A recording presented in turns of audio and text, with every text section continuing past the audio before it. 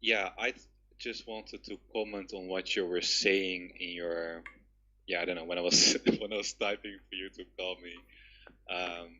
I thought was very interesting about um, about the leadership and about telling about your how do you say that, about your I don't know, once analysis about why you potentially think that, for example, that more men are listened to, and it's something also I'm very interested in, and I just I personally think we live like in a very masculine world. It's like an overemphasis on like doing, and an underemphasis on being. The being, being in a more receptive modus. And I think ultimately, like those two extremes combined will lead to like a nice regenerative state that's moving forward, but it's also like in truth, in openness, and I think personally that sometimes sometimes during my spiritual path, at times it was really nice if I had like an enlightened person, to use that word, or just like someone who just spoke very confidently about do this, just do that, and like really this sureness. It was really helpful at the time because I was coming from a place where I was coming from a place of doubt, from a place of I think I know, but I'm not really sure. And it was really nice for someone to just push me kind of like through that. And at other times, what I really needed, and also what I got offered at times, was someone who would be like completely open with me and wasn't pointing me into any direction. Like I completely needed no innovation or like direction in my system. And and at those times that was very helpful. Yeah, it's really nice that you've recognized that there was these two sides in your path, and that was the same here. Yeah. Nice. And it's just really nice to label it and to name it, so it's not just happening unconsciously, like so people aren't just responding in old ways that they're used to. Yeah. I totally agree, and that's why I think we've been living like in a really masculine, you can say patriarchal way of living, and I think it's being undone, and and I feel like there's way more balance for us to be achieved.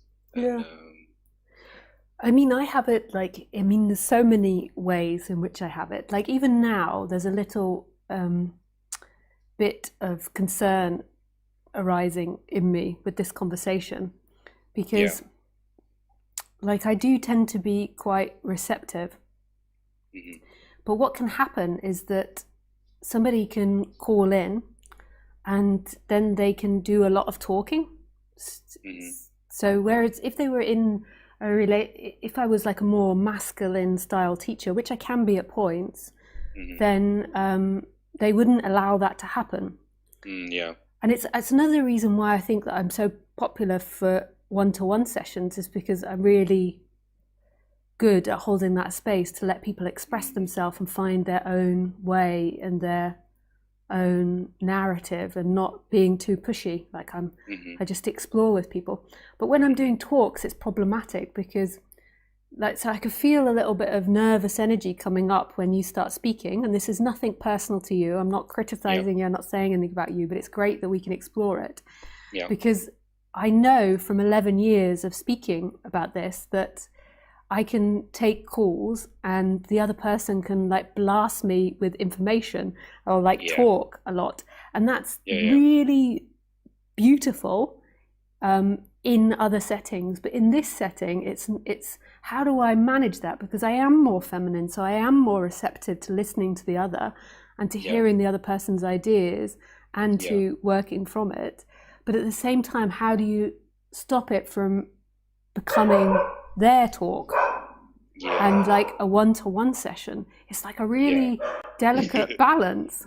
And there's no answer to that. It's not like one answer fits all and that's going to be it sorted. Like, I'm going to speak about this now with you, but then in the future, you know, there'll be different callers and it will happen again.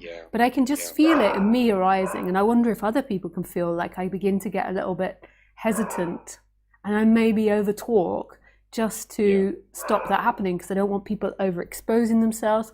I also don't want to be like, sometimes it's like quite intense energetically. People like, I don't know if you've watched all my live streams, that they can like blast you with the energy and they're talking sometimes. And then other times it's just like this,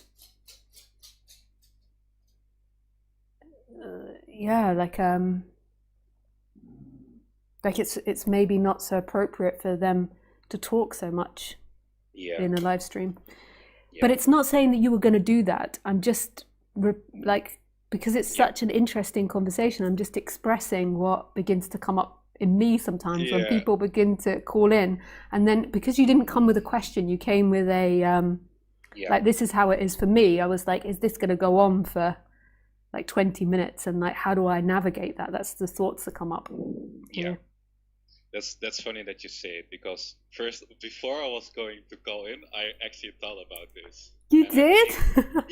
Absolutely. Because I think this, I have seen this, what you're describing in your thoughts, and I think you're doing, how you're approaching it, I can see that's complicated, and I think how you're approaching it is just, I think it's a good way. You do it in a good way. At least to a point that you got me aware of it. And I know I didn't have the question, but I chose to call in this time because I thought it was still worth commenting, worth to comment on this, what you said. I thought it would be fun. And it is. It's because we're having a really sweet conversation. Like, it's really, I think this is a really healthy conversation for people to hear happening. It's like, I'm not blaming you, or like, and you're not blaming me. It's just an expression of how we both feel and how we navigate that. And it's an exploration of the conversation that was had earlier. I want to say, can I say one more thing about this? Go for it. So I feel, so I can, just right, there's a lot of energy. Because you're saying it, I'm like a little bit like aware of it and withholding myself. But I could talk a lot about this, and I can sense as well that you're very receptive. So if you kind of like consciously like interfere from my side, if it makes sense, like to interrupt the flow a little bit to keep things balanced. Is that kind of correct what I'm saying now, or? I didn't understand what you said. Just the last sentence. You consciously what? You consciously kind of like interfere with the natural flow to keep things balanced. Right. In this case, because maybe you're a little bit in this. You're very receptive, like the feminine thing, and I could like talk a long time. I know that I have like a lot of energy that wants to come out, but because I know how you approach these things, I'm also like a little bit holding back. And that's just, it honestly feels not about you, but it feels a little bit unsatisfactory. Maybe even a little bit, I don't know, maybe, for me at least. I don't want to speak for you, and I also think when we, that's really cool. I love it that you're saying this stuff. Like, it feels a little unsatisfactory. I want to just be able to blast. But this is like the more feminine energy, like this receptive energy. But it's also like, I do have a really strong masculine side, but I also find this in society that if I go places, often people want to speak a lot to me. Like, so it's like I attract people that have this energy of speaking. Yeah. And it's sometimes a little bit painful because Yeah. I want to be that for them, but it's also just not possible, you know? Like dependent on where you are or what you're doing, or like these talks, it's like not appropriate so much. It's all right for a little bit, but it's not appropriate so much. So, yeah.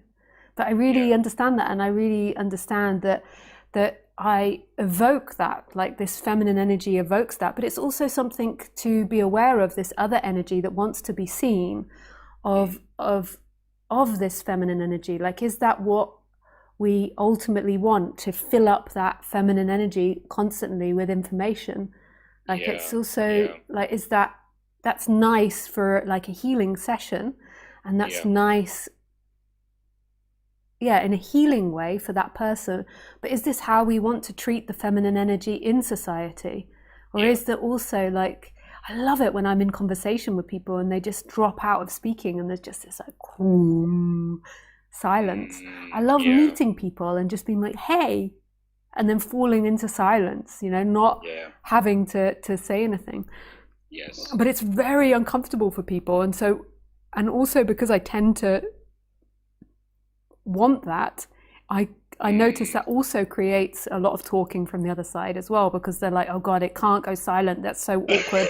I can't be silent with her. I don't know what to do with myself. You have to fill up the space and then in very interesting dynamics. Yeah. And it's a lot to say about it. I'm just really, I relate, by the way, what you said at first. I've also been like a very receptive person most of my life, and people always opened up.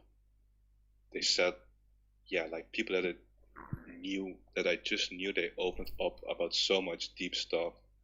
And that's how I lived most of my life. I was also like a little bit codependent, and from my upbringing, my attachment style. And now, finally, like after like so much time, I'm more of my masculine energy is a little bit coming out. So now it's not only masculine, it's also like expression. I often also sometimes relate to it as like feminine energy, like the throat chakra, and that just all wants to come out now. So I have to. This is the last thing I'm going to say. And so I have trouble not only with you, but now it's like difficult for me to, because I'm aware of this, and still I need to find a way to put that energy, because it really wants to come out now. So yeah, that's sweet. Thank you. Yeah, maybe you need to make a YouTube channel just to like speak. Yeah, maybe. Yeah, absolutely. Yeah, I might do something like that. Yeah, for sure. Yeah, that's sweet. Yeah, thank you for allowing me to say that and to be so honest with you. Like, it's really sweet. Yeah, same way around. I really enjoyed the conversation. Yeah, thanks, Hans. Cool. Have a nice day. Yeah, you too. Bye. Thanks. Bye.